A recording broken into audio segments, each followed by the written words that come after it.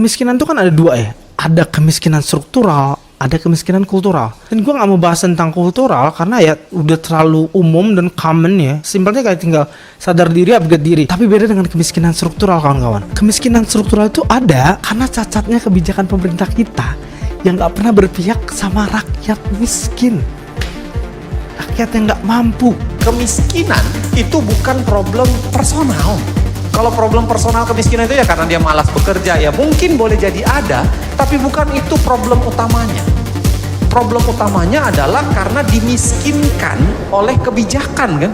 Sekarang gini, coba lihat di Indonesia, mayoritas masyarakat miskin itu kan ada di desa ya. Mereka ini rata-rata bekerja sebagai petani. Mereka miskin bukan karena tidak kerja keras, tapi karena harga panen gak stabil, biaya pupuk mahal, dan lahan sempit. Atau lihat Amerika deh, komunitas kulit hitam selama puluhan tahun itu gak bisa kredit rumah gitu. Karena kebijakan diskriminatif yang disebut redlining. Nah, akibatnya apa? Ya mereka sulit membangun kekayaan. Sementara kelompok lain merasa jauh. Dua negara yang berbeda, tapi polanya sama. Orang miskin terjebak karena sistem.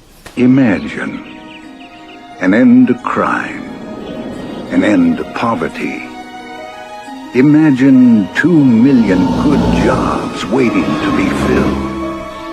Sounds like a dream, doesn't it? Well, sometimes dreams come true. Tapi kalau lo belum ngapa-ngapain, masih rebahan di kasur kapuk lo yang penuh kutu itu namanya bukan takdir, itu lo males. Harusnya jadi pertanyaan, kenapa mereka harus sampai menyalahkan takdir gitu? Katakanlah yang lo bilang tuh benar. Mereka bisa sampai menyalahkan takdir karena mereka terjebak yang namanya kemiskinan struktural dari mereka kecil. Ya, bahkan mungkin kemiskinan struktural itu sudah ada dari kakek, nenek, sampai buyutnya. Mereka nggak punya kemampuan yang luas untuk berpikir kalau kemiskinan ini bisa diberantas. Bahwa mereka bisa keluar dari rantai kemiskinan ini. Kenapa mereka bisa punya mindset seperti itu gitu? Jadi pertanyaannya kan itu gitu. Karena mereka nggak dapat akses pendidikan yang layak dari kecil. Mereka bahkan kebanyakan hanya tamatan SD, SMP gitu.